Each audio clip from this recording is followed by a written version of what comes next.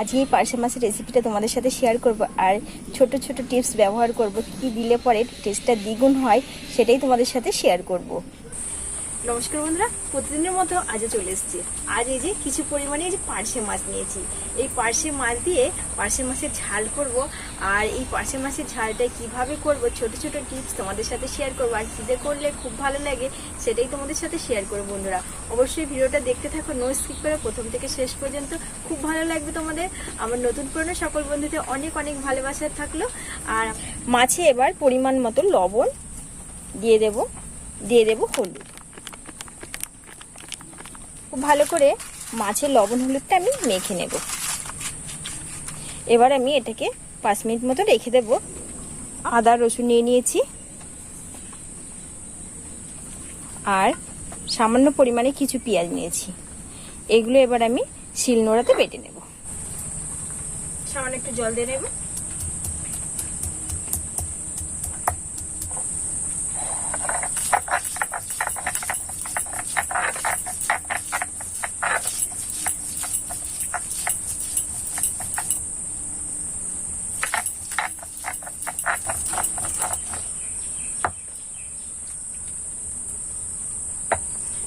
বাটা হয়ে গেছে, এবার মশলাটাকে তুলে নেব।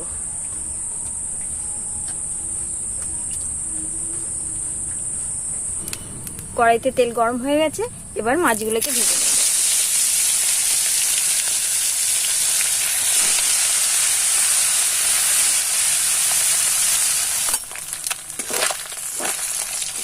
মাছটা আমার ভাজা হয়ে গেছে, এবার এই মাছটাকে তুলে নিচ্ছি।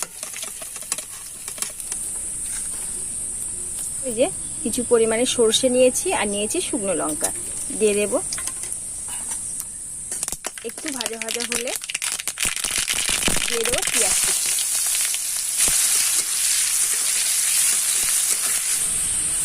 পেঁয়াজটা ভাজা ভাজা হয়ে গেছে, এবার যে আদা রসুন আর কাঁচা পেঁয়াজ যে বেটে রেখেছিলাম সেটা এবার দিয়ে দেবো। দিয়ে একটু ভালো করে কষিয়ে নেব। বন্ধুরা এখানে আমি লঙ্কা গুঁড়ো, হলুদ গুঁড়ো, সামান্য পরিমাণে লবণ, এটাকে এবার একটু সামান্য জল দিয়ে আমি গুলে নেব।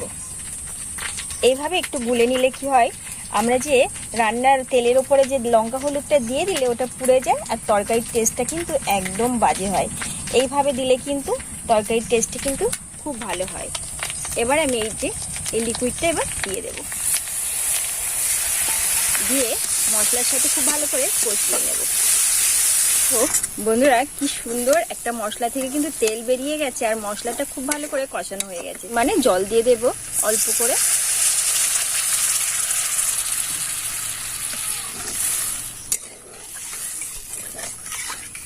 এবার মাছটা দিয়ে দেব।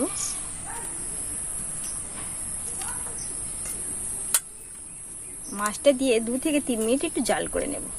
বন্ধুরা কিছু পরিমাণে সরষে নিয়েছি 2 চামচ আর নিয়েছি কিশমিশ। এই কিশমিশ আর সরষে একসঙ্গে বাটলে কিন্তু আর তরকারিতে দিলে স্বাদটা কিন্তু আরও বেড়ে যাবে। এটা এবার আমি খুব ভালো করে বেটে নেব।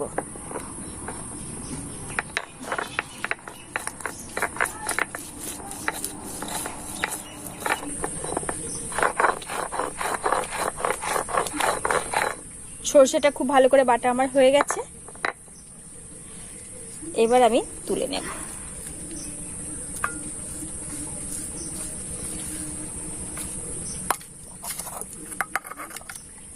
আর এর মধ্যে সামান্য একটু জল মিশিয়ে দেব। এই বাটাটাকে খুব ভালো করে একটু গুলে নিতে হবে। এবার এই যে বাটা সরষে আর কিশমিশটা এর মধ্যে দিয়ে দেব। আর এই সরষে কিশমিশ বাটা দিয়ে রান্না করলে কিন্তু স্বাদটা কিন্তু দ্বিগুণ বেড়ে যায়। এবার একটু হালকা নেড়ে চেড়ে আমি কিন্তু এটাকে নামিয়ে নেব।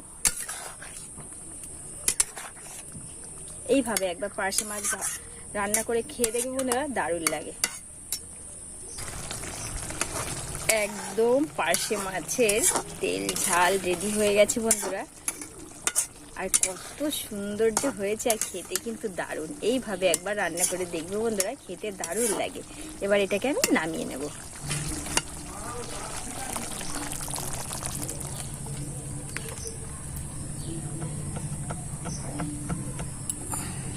বন্ধুরা দারুণ স্বাদের একদম পার্শে মাছের তরকারি রেডি হয়ে গেছে।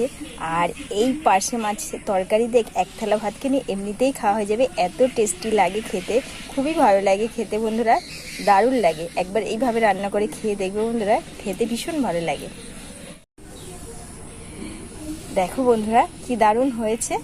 আর আমার এই মাছের রেসিপি তোমাদের যদি ভালো লেগে থাকে অবশ্যই like comment share please subscribe করে পাশে থেকো। বন্ধুরা একটু টেস্ট করে তোমাদের সাথে শেয়ার করব কেমন হয়েছে।